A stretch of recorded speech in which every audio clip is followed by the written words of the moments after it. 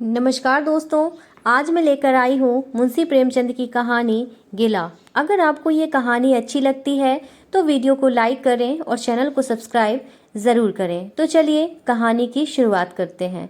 जीवन का बड़ा भाग इसी घर में गुजर गया, पर कभी आराम न नसीब हुआ।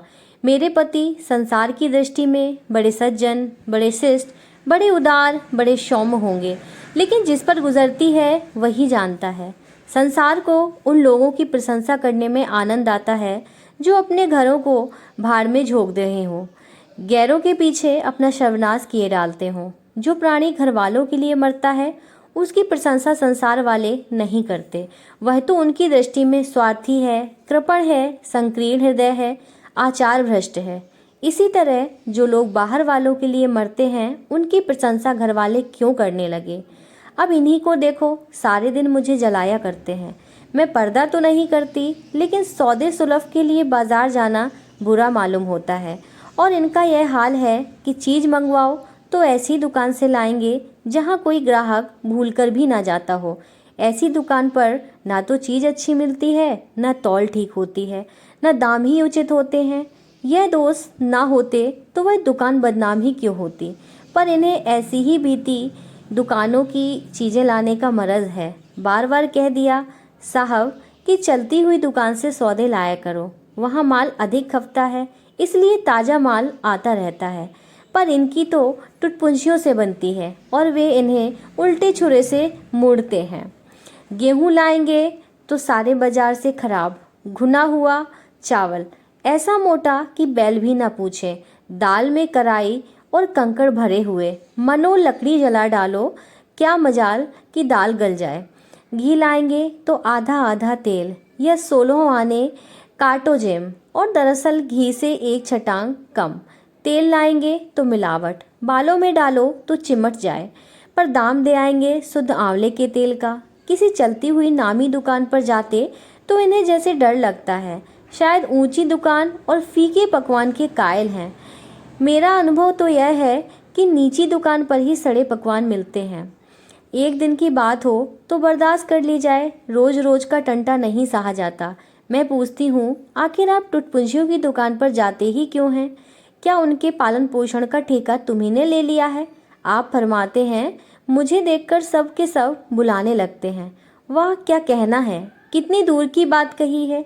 जरा इन्हें बुला लिया और खुशामद के 2 शब्द सुना दिए, थोड़ी सी स्तुति कर दी, बस आपका मिजाज आसमान पर जा पहुंचा।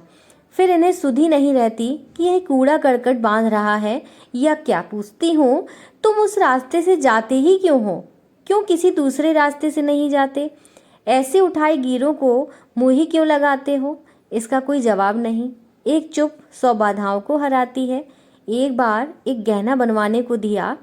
मैं तो महाशय को जानती थी, इनसे कुछ पूछना व्यर्थ समझा। अपने पहचान के एक सुनार को बुला रही थी, संयोग से आप भी विराजमान थे। बोले, यह संप्रदाय विश्वास के योग्य नहीं, धोखा खाओगी। मैं एक सुनार को जानता हूँ, मेरे साथ का पढ़ा हुआ है, बरसों साथ खेले हैं। वह मेरे साथ चालबाजी नहीं कर सकता। मैंने भी समझा, जब इनका मित्र है और वह भी बचपन का, तो कहाँ तक दोस्ती का हक न निभाएगा। सोने का एक आभूषण और 100 रुपये इनके हवाले किए। इस भले मानुस ने वह आभूषण और रुपए न जाने किस बेईमान को दे दिए कि बरसों के झंझट के बाद जब चीज बनकर आई तो 8 आने तांबा और इतनी भद्दी कि देखकर घिन लगती थी। बरसों की अभिलाषा धूल में मिल गई, रो पीट कर बैठ रही। ऐसे ऐसे वफादार तो इनके मित्र हैं, जिन्हें मित्र की गर्दन पर छुरी फेरते पर भी संकोच नहीं लगता। इनकी दोस्ती भी उन्हीं लोगों से है जो जमाने भर के जट्टू, गिरहटकट, लंगोटी में फाक खेलने वाले फाके मस्त हैं, जिनका उद्यम ही इन जैसे आंख के अंधों से दोस्ती गांठना है। नित्य ही एक न एक महाशय उधार मांगने के लिए सिर पर सवार रहते हैं और बिना लिए गल्ला नहीं छोड़ते। मगर ऐसा कभी ना हुआ कि किसी ने रुपए चुकाए हों। आदमी एक बार खोकर सीखता है, 2 बार खोकर सीखता है, किंतु यह भले मानस 1000 बार खोकर भी नहीं सीखते। जब कहती हूँ रुपए तो दे आए, अब मांग क्यों नहीं लाते? क्या मर गए तुम्हारे वह दोस्त? तो बस बंगले झांक कर रह जाते हैं। आपस में मित्रों को सूखा जवाब नहीं दिया जाता। खैर, सूखा जवाब ना दो, मैं भी नहीं कहती कि दोस्तों से बेमुरौवती करो, मगर चिकनी चुपड़ी बातें तो बना सकते हो, बहाने तो कर ही सकते हो।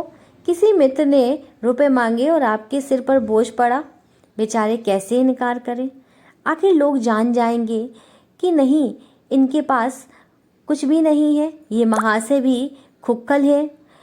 इनकी हवस यह है कि दुनिया इन्हें संपन्न समझती रहे, चाहे मेरे गहने ही क्यों ना गिरवी रखने पड़े। सच कहती हूँ, कभी कभी तो एक एक पैसों की तंगी हो जाती है और इन भले आदमी को रुपए जैसे घर में काटते हैं। जब तक रुपए के वारे न्यारे न कर लें, इन्हें चैन नहीं। इनके करतूत कहाँ तक गाऊं? मेरी तो नाक में दम आ गया है। एक ना एक मेहमान रोज यमराज की भांति सिर पर सवार रहते हैं। न जाने कहाँ के बेफिक्रे इनके मित्र हैं। कोई कहीं से आकर मरता है, कोई कहीं से। घर क्या है, अपाहिजों का अड्डा है। जरा सा तो घर है, मुश्किल से 2 पलंग आते हैं, ओढ़ना बिछोना भी फालतू नहीं है। मगर आप हैं कि मित्रों को निमंत्रण देने को तैयार रहते हैं। आप तो अतिथि के साथ लेटेंगे, इसलिए इन्हें चारपाई भी चाहिए, ओढ़ना बिछोना भी चाहिए, नहीं तो घर का पर्दा खुल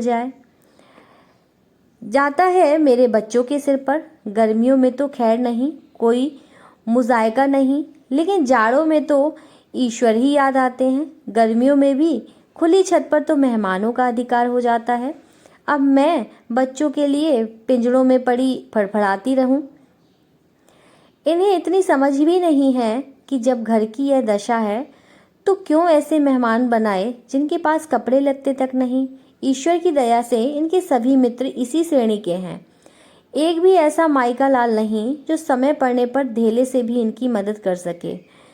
2-1 बार महाशय को इसका अनुभव अत्यंत कटु अनुभव हो चुका है, मगर इस जड़ भरत ने जैसे आंखें न खोलने की कसम खा रखी है। ऐसे ही दरिद्र भट्टाचार्यों से इनकी पटती है। शहर में इतने लक्ष्मी के पुत्र हैं, पर आपका किसी से परिचय नहीं। उनके पास जाते इनकी आत्मा दुखती है। दोस्ती गांठेंगे ऐसों से जिनके घर में खाने का ठिकाना नहीं। एक बार हमारा कहार छोड़कर चला गया और कई दिन कोई दूसरा कहार न मिला। किसी चतुर और कुशल कहार की तलाश में थे, किंतु आपको जल्द से जल्द कोई आदमी रख लेने की धुन सवार हो गई। घर के सारे काम पूर्ववत चल रहे थे, पर आपको मालूम हो रहा था कि गाड़ी रुकी हुई है। मेरा जूठे बर्तन मांजना और अपना साग सब्जी के लिए बाजार जाना इनके लिए असह्य हो उठा। एक दिन जाने कहाँ से एक बांगड़ू को पकड़ लाए। उसकी सूरत कहे देती थी कि कोई जगलू है, मगर आपने उसका ऐसा बखान किया कि क्या कहूँ। बड़ा होशियार है, बड़ा आज्ञाकारी है, पढ़ले सिरे का मेहनती, गजब का सलीकेदार और बहुत ही ईमानदार है। खैर, मैंने उसे रख लिया। मैं बार बार क्यों इनकी बातों में आ जाती हूँ, इसका मुझे स्वयं आश्चर्य होता है। यह आदमी केवल रूप से आदमी था, आदमियत के और कोई लक्षण उसमें न थे। किसी काम की तमीज़ नहीं, बेईमान न था, पर गधा अव्वल दर्जे का था। बेईमान होता तो कम से कम इतनी तस्कीन तो होती कि खुद खा जाता है, अभागा दुकानदारों के हाथों लुट जाता था। दस्तक की गिनती उसे न आती थी। 1 रुपया देकर बाजार भेजूं तो संध्या तक हिसाब न समझा सके।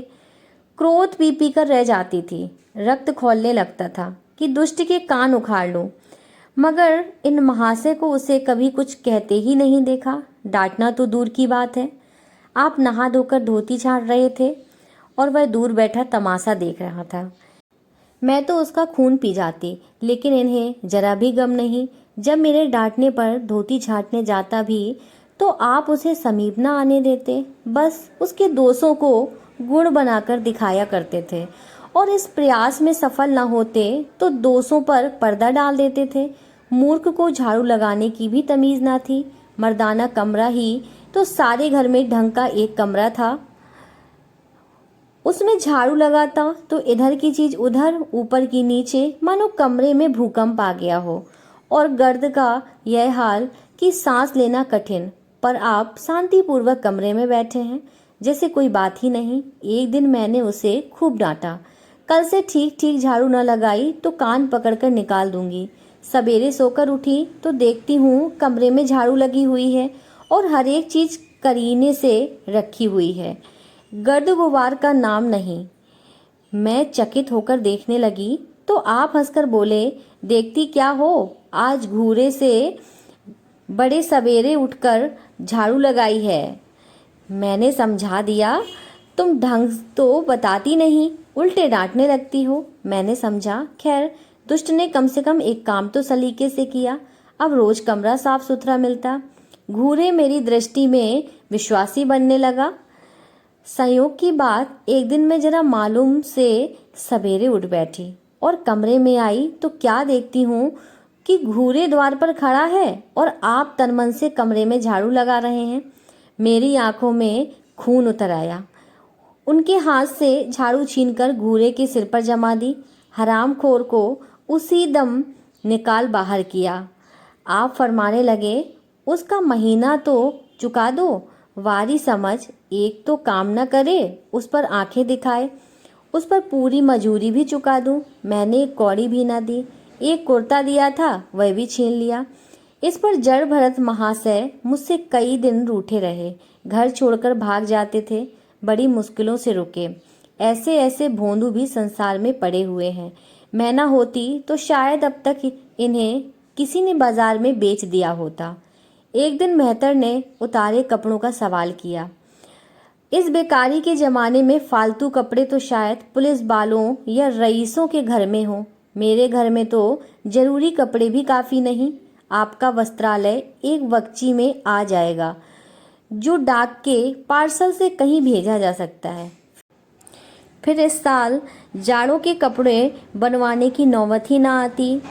पैसे नज़र नहीं आते, कपड़े कहाँ से बने। मैंने मेहतर को साफ जवाब दे दिया। कड़ाके का जाड़ा पड़ रहा था, इसका अनुभव मुझे कम ना था। गरीबों पर क्या बीत रही है, इसका भी मुझे ज्ञान था। लेकिन मेरे या आपके पास खेद के सिवा इसका और क्या इलाज है। जब तक समाज का यह संगठन रहेगा, ऐसी शिकायतें पैदा होती रहेंगी। जब एक एक अमीर और रईस के पास एक एक मालगाड़ी कपड़ों से भरी हुई है, तब फिर निर्धनों को क्यों ना नग्नता का कष्ट उठाना पड़े। खैर, मैंने तो मेहतर को जवाब दे दिया। आपने क्या किया कि आपका कोट उठाकर उसको भेंट कर दिया। मेरी देह में आग लग गई। इतनी दानशील नहीं हूँ कि दूसरों को खिलाकर आप सो रहूं। देवता के पास यही एक कोट था, आपको इसकी जरा भी चिंता न हुई कि पहनेंगे क्या। यश के लोभ ने जैसे बुद्धि ही हर ली। मेहतर ने सलाम किया, दुआएं दी और अपनी राह चली गया। आप कई दिन सर्दी में ठिठुरते रहे। प्रातःकाल घूमने जाया करते थे, वह बंद हो गया। ईश्वर ने उन्हें हृदय भी एक विचित्र प्रकार का दिया। फटे पुराने कपड़े पहनते आपको जरा भी संकोच नहीं होता। मैं तो मारे लाज के गड़ जाती हूँ, पर आपको जरा फिक्र नहीं। कोई हंसता है तो हंसे आपकी बला से। अंत में जब मुझसे न देखा गया तो एक कोट बनवा दिया। जी तो जलता था कि खूब सर्दी खाने दूं, पर डरी कि कहीं बीमार न पड़ जाएं तो बुरा होगा। आखिर काम तो उन्हीं को करना है। महाशय अपने दिल में समझते होंगे मैं कितना विनीत, कितना परोपकारी हूँ। शायद इन्हें इन बातों का गर्व हो। मैं इन्हें परोपकारी नहीं समझती, न विनीत ही समझती हूँ। यह जड़ता है, सीधी साधी निरीहता है। जिस मेहतर को आपने अपना कोट दिया, मैंने उसे कई बार रात को शराब के नशे में मस्त झूमता हुआ देखा और आपको दिखा भी दिया है। फिर दूसरों की विवेकहीनता की पुरौती हम क्यों करें। अगर आप विनीत और परोपकारी होते तो घर वालों के प्रति भी आपके मन में कुछ उदारता होती। यह सारी उदारता बाहर वालों के लिए ही सुरक्षित है, घर वालों को उसका अल्पांश भी न मिलना चाहिए। मेरी इतनी अवस्था बीत गई, पर इस भले आदमी ने कभी अपने हाथ से मुझे एक उपहार भी न दिया। बेशक मैं जो चीज बाजार से मंगवाऊं उसे लाने में जरा भी आपत्ति नहीं, बिल्कुल उज्र नहीं, मगर रुपए मैं दे दूं, यह शर्त है। इन्हें खुद कभी यह उमंग नहीं होती। यह मैं मानती हूँ कि बेचारे अपने लिए भी कुछ नहीं लाते, मैं जो कुछ मंगवा दूं उसी पर संतुष्ट हो जाते हैं। मगर आखिर आदमी कभी कभी शौक की चीजें तो चाहता ही है। अन्य पुरुषों को देखती हूँ, स्त्री के लिए तरह तरह के गहने, भांति भांति के कपड़े, शौक श्रृंगार की वस्तुएं लाते रहते हैं। यहाँ इस व्यवहार का निषेध है। बच्चों के लिए भी मिठाइयाँ, खिलौने, बाजे शायद जीवन में एक बार भी न लाए हों।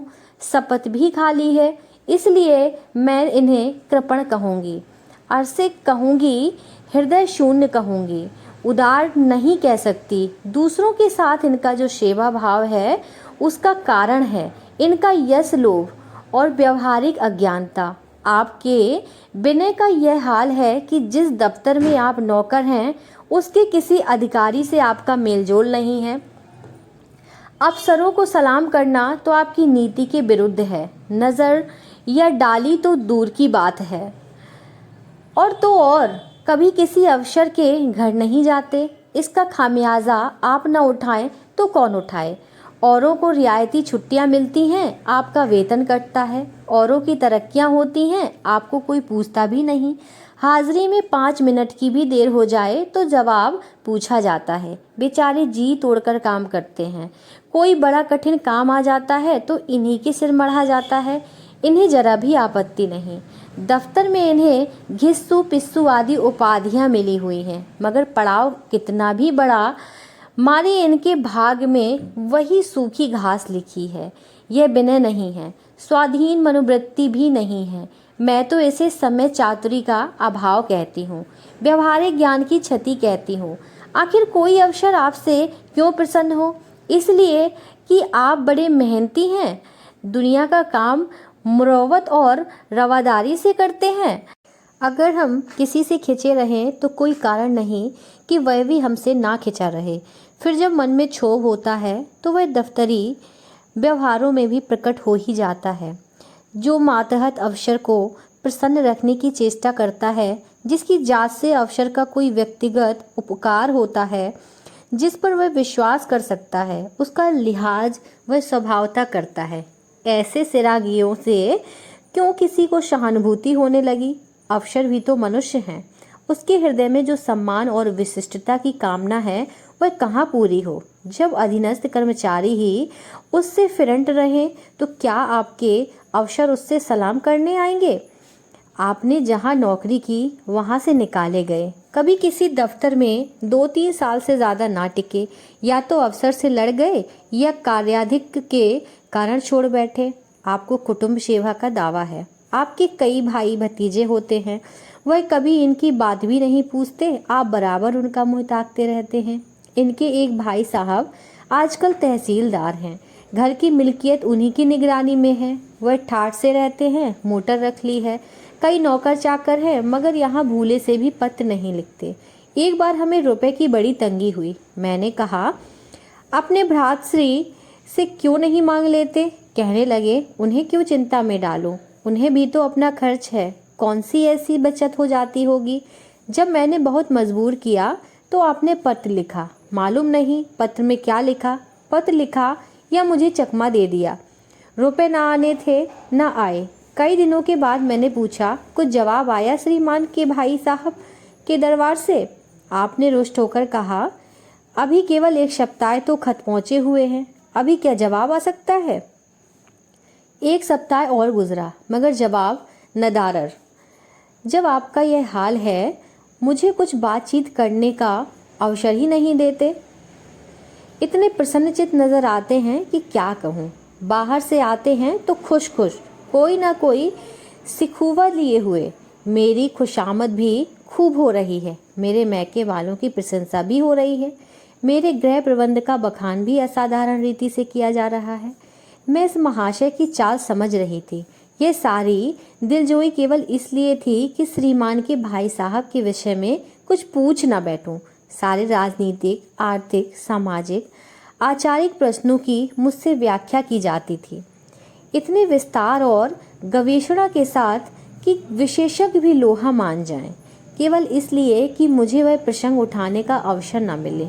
लेकिन मैं भला कब चूकने वाली थी? जब पूरे 2 सप्ताह गुजर गए और बीमे के रुपए भेजने की मिति मौत की तरह सिर पर सवार हो गई तो मैंने पूछा, क्या हुआ? तुम्हारे भाई साहब ने श्रीमुख से कुछ फरमाया या अभी तक पत्र नहीं पहुंचा? आखिर घर की जायदाद में हमारा भी कुछ हिस्सा है या नहीं? या हम किसी लौंडी दासी की संतान हैं? 500 रुपये साल का नफ़ा तो 10 साल पहले था, अब तो 1000 से कम ना होगा। पर हमें कभी एक कानी कौड़ी भी नहीं मिली। मोटे हिसाब से हमें 2000 मिलना चाहिए। 2000 ना हो तो 1000 हो, 500 हो, 250 हो, कुछ ना हो तो बीमा के प्रीमियम भर के तो हों। तहसीलदार साहब की आमदनी हमारी आमदनी से चौगुनी है। रिश्वतें भी लेते हैं, तो फिर हमारे रुपए क्यों नहीं देते? आप ही हाँ हाँ करने लगे। कहने लगे, वह बेचारे घर की मरम्मत करवाते हैं, बंधु बांधवों का स्वागत सत्कार करते हैं, नातेदारियों में भेंट भाट भेजते हैं, और कहाँ से लावे जो हमारे पास भेजे। वाहरी बुद्धि। मानो जायदाद इसलिए होती है कि उसकी कमाई उसी में खर्च हो जाए। इस भले आदमी को बहाने गढ़ने भी नहीं आते। मुझसे पूछते, मैं एक नहीं 1000 बता देती। एक से एक बढ़कर कह देते, घर में आग लग गई, सब कुछ स्वाहा हो गया था, या चोरी हो गई, तिनका तक न बचा, ये 10,000 का अनाज भरा था, उसमें घाटा रहा, या किसी से फौजदारी हो गई, उसमें दिवाला पिट गया। आपको सूझी भी तो लचर सी बात, तकदीर ठोकर बैठ रही। पड़ोस की एक महिला से रुपए कर्ज लिए, तब जाकर काम चला। फिर भी आप भाई भतीजों की तारीफ के पुल बांधते हैं तो मेरे शरीर में आग लग जाती है। ऐसे कौरवों से ईश्वर बचाए। ईश्वर की दया से आपके 2 बच्चे हैं, 2 बच्चियां भी हैं। ईश्वर की दया कहूँ या कोप कहूँ, सब के सब उद्यमी हो गए हैं कि खुदा की पनाह। मगर क्या मजाल कि यह भोंदू किसी को कड़ी आंखों से देखे। रात के 8 बज गए हैं, युवराज अभी घूमकर नहीं आए। मैं घबरा रही हूँ, आप निश्चिंत बैठे अखबार पढ़ रहे हैं। झल्लाई हुई जाती हूँ और अखबार छीनकर कहती हूँ, जाकर जरा देखते क्यों नहीं, लौंडा कहाँ रह गया। न जाने तुम्हारा हृदय कितना कठोर है। ईश्वर ने तुम्हें संतान ही न जाने क्यों दे दी। पिता का पुत्र के साथ कुछ तो धर्म है। तब आप भी गर्म हो जाते हैं, अभी तक नहीं आया, बड़ा शैतान है।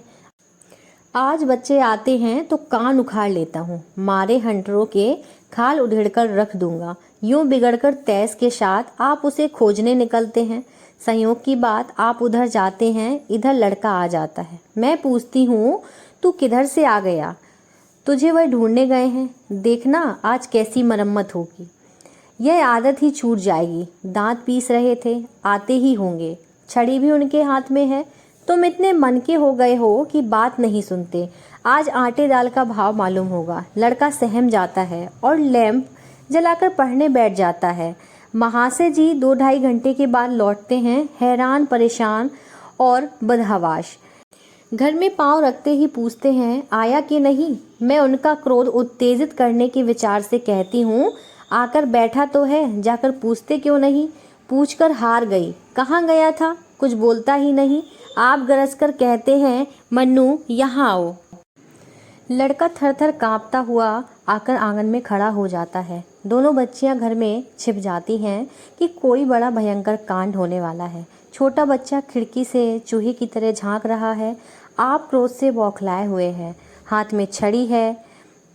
मैं भी वह क्रोधांत आकृति देखकर पछताने लगती हूँ कि कहाँ से इनसे शिकायत की। आप लड़के के पास जाते हैं, मगर छड़ी जमाने के बदले आहिस्ते से उसके कंधे पर हाथ रखकर बनावटी क्रोध से कहते हैं, तुम कहाँ गए थे जी? मना किया जाता है, मानते नहीं हो। खबरदार जो अब इतनी रात घर से बाहर रहे। आदमी शाम को घर चला आता है या मटर गश्ती करता है। मैं समझ रही हूँ कि यह भूमिका है, विषय अब आएगा। भूमिका तो बुरी नहीं, लेकिन यहाँ तो भूमिका पर इति हो जाती है। बस आपका क्रोध शांत हो गया। जैसे कुआर की घटा घेर घार हुआ, काले बादल आए, गड़गड़ाहट हुई और गिरी क्या 4 बूंदें। लड़का अपने कमरे में चला जाता है और शायद खुशी से नाचने लगता है। मैं पराभूत होकर कहती हूँ, तुम तो जैसे डर गए, भला 2-4 तमाचे तो लगाए होते। इसी तरह तो लड़के शेर हो जाते हैं। आप फरमाते हैं, तुमने सुना नहीं मैंने कितने जोर से डांटा? बच्चा है, उसकी जान ही निकल गई होगी। देख लेना जो फिर कभी देर से आए। तुमने डांटा तो नहीं? हाँ, आंसू पोंछ दिए। तुमने मेरी डांट सुनी नहीं। क्या कहना है आपकी डांट का? लोगों के कान बहरे हो गए। लाओ तुम्हारा गला सहला दूं। आपने एक नया सिद्धांत निकाला है कि दंड देने से लड़के खराब हो जाते हैं। आपके विचार से लड़कों को आज़ाद रहना चाहिए। उन पर किसी तरह का बंधन, शासन या दबाव ना होना चाहिए। आपके मत से शासन बालकों के मानसिक विकास में बाधक होता है। इसी का यह फल है कि लड़के बेनकेल के ऊंट बने हुए हैं। कोई 1 मिनट भी किताब खोलकर नहीं बैठता। कभी गुल्ली डंडा, कभी गोलियां, कभी कंचौवे। श्रीमान जी लड़कों के साथ खेलते हैं। 40 साल की उम्र और लड़कपन इतना। मेरे पिताजी के सामने मजाल थी कि कोई लड़का कनकौवा उड़ा ले या गुल्ली डंडा खेल सके। खून पी जाते। प्रातःकाल से लड़कों को लेकर बैठ जाते थे। स्कूल से ज्यों ही लड़के आते फिर बैठते थे। बस संध्या समय आधा घंटे की छुट्टी देते थे। रात को फिर जोत देते। यह नहीं कि आप तो अखबार पढ़ा करें और लड़के गली गली भटकते फिरें। कभी कभी आप सींग कटाकर बछड़े बन जाते हैं, लड़कों के साथ ताश खेलने बैठा करते हैं। ऐसे बाप का भला लड़कों पर क्या रौब हो सकता है? पिताजी के सामने मेरे भाई सीधे ताक नहीं सकते थे। उनकी आवाज़ सुनते ही तहलका मच जाता था। उन्होंने घर में कदम रखा और शांति का साम्राज्य हुआ। उसके सम्मुख जाते ही लड़कों के प्राण सूखते थे। उसी शासन की यह बरकत है कि सभी लड़के अच्छे अच्छे पदों पर पहुंच गए। हाँ, स्वास्थ्य किसी का अच्छा नहीं है तो पिताजी ही का स्वास्थ्य कौन सा बड़ा अच्छा था। बेचारे हमेशा किसी न किसी औषधि का सेवन करते रहते थे। और क्या कहूँ, एक दिन तो हद ही हो गई। श्रीमान जी लड़कों को कनकौवा उड़ाने की शिक्षा दे रहे थे। यूँ घुमाओ, यूँ गोता दो, यूँ खींचो, यूँ ढील दो। ऐसा तन मन से सिखा रहे थे मानो गुरु मंत्र दे रहे हों। उस दिन मैंने इनकी ऐसी खबर ली कि याद करते होंगे। तुम कौन होते हो मेरे बच्चों को बिगाड़ने वाले? तुम्हें घर से कोई मतलब नहीं है ना हो, लेकिन आप मेरे बच्चों को खराब ना कीजिए, बुरी बुरी आदतें ना सिखाइए। आप उन्हें सुधार नहीं सकते तो कम से कम बिगाड़िए मत। लगे बंगले झांकने। मैं चाहती हूँ एक बार यह भी गर्म पड़े तो अपना चंडी रूप दिखाऊं, पर यह इतना जल्द दब जाते हैं कि मैं हार जाती हूँ। पिताजी किसी लड़के को मेले तमाशे न ले जाते थे। लड़का सिर पटक कर मर जाए मगर जरा भी ना पसीजते थे। और इन महात्मा जी का यह हाल है कि एक एक से पूछकर मेले ले जाते हैं। चलो चलो, वहाँ बड़ी बहार है, खूब आतिशबाजियाँ छूटेंगी, गुब्बारे उड़ेंगे, बिलायती चरखियाँ भी हैं, उन पर मज़े से बैठना। और तो और आप लड़कों को हॉकी खेलने से भी नहीं रोकते। यह अंग्रेजी खेल भी कितने जानलेवा होते हैं। क्रिकेट, फुटबॉल, हॉकी एक से एक घातक। गेंद लग जाए तो जान लेकर ही छोड़ें। पर आपको इन सभी खेलों से प्रेम है। कोई लड़का मैच में जीत कर आ जाता तो ऐसे फूल उठते मानो किला जीत कर आया हो। आपको इसकी जरा भी परवाह नहीं कि चोट चपेट आ गई तो क्या होगा, हाथ पांव टूट गए तो बेचारों की जिंदगी कैसे पार लगेगी। पिछले साल कन्या विवाह था। आपको जिद थी कि दहेज के नाम कानी कौड़ी भी ना देंगे, चाहे कन्या आजीवन कुंवारी बैठी रहे। यहाँ भी आपका आदर्शवाद आकूदा। समाज के नेताओं का छल प्रपंच आए दिन देखते रहते हैं, फिर भी आपकी आंखें नहीं खुलती। जब तक समाज की ये व्यवस्था कायम है और युवती कन्या का अविवाहित रहना निंदास्पद है, तब तक यह प्रथा मिटने की ही नहीं। 2-4 ऐसे व्यक्ति भले ही निकल आवें जो दहेज के लिए हाथ न फैलावें, लेकिन इसका परिस्थिति पर कोई असर नहीं पड़ता और कुप्रथा ज्यों की त्यों बनी हुई है। पैसों की तो कमी नहीं है, दहेज की बुराइयों पर लेक्चर दे सकते हैं, लेकिन मिलते हुए दहेज को छोड़ देने वाला मैंने आज तक ना देखा। जब लड़कों की तरह लड़कियों को शिक्षा और जीविका की सुविधाएं निकल आएंगी तो यह प्रथा भी विदा हो जाएगी। उसके पहले संभव नहीं। मैंने जहाँ जहाँ संदेश भेजा दहेज का प्रश्न उठ खड़ा हुआ और आपने प्रत्येक अवसर पर टांग अड़ाई। अब इस तरह पूरा साल गुजर गया और कन्या को 17वां लग गया तो मैंने एक जगह बात पक्की कर ली। आपने भी स्वीकार कर लिया, क्योंकि वर पक्ष ने लेन देन का प्रश्न उठाया ही नहीं। हालांकि अंतःकरण में उन लोगों को पूरा विश्वास था कि अच्छी रकम मिलेगी और मैंने भी तय कर लिया था कि यथाशक्ति कोई बात उठा न रखूंगी। विवाह के सकुशल होने में कोई संदेह न था, लेकिन इन महाशय के आगे मेरी एक न चली।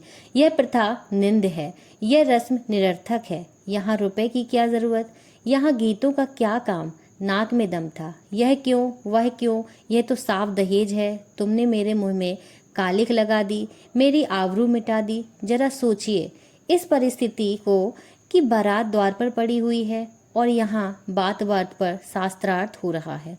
विवाह का मुहूर्त आधी रात के बाद था। प्रथानुसार मैंने व्रत रखा, किंतु आपकी टेक थी कि व्रत की कोई ज़रूरत नहीं। जब लड़के के माता पिता व्रत नहीं रखते तब लड़का तक व्रत नहीं रखता तो कन्या पक्ष वाले ही व्रत क्यों रखें।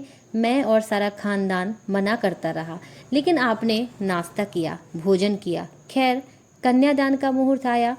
आप सदैव से इस प्रथा के विरोधी हैं, आप इसे निषिद्ध समझते हैं। कन्या क्या दान की वस्तु है? दान रुपए पैसे जगह जमीन का हो सकता है, पशु दान भी हो सकता है, लेकिन लड़की का दान एक लचर सी बात है। कितना समझाती हूँ, पुरानी प्रथा है, वेद काल से होती चली आ रही है। शास्त्रों में इसकी व्यवस्था है। संबंधी समझा रहे हैं, पंडित समझा रहे हैं, पर आप हैं कि कान पर जू नहीं रेंगती। हाथ जोड़ती हूँ, पैरों को पड़ती हूँ, गिड़गिड़ाती हूँ, लेकिन मंडप के नीचे ना गए।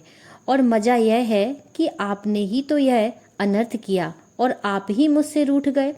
विवाह के पश्चात महीनों बोलचाल न रही, झक मारकर मुझी को मनाना पड़ा।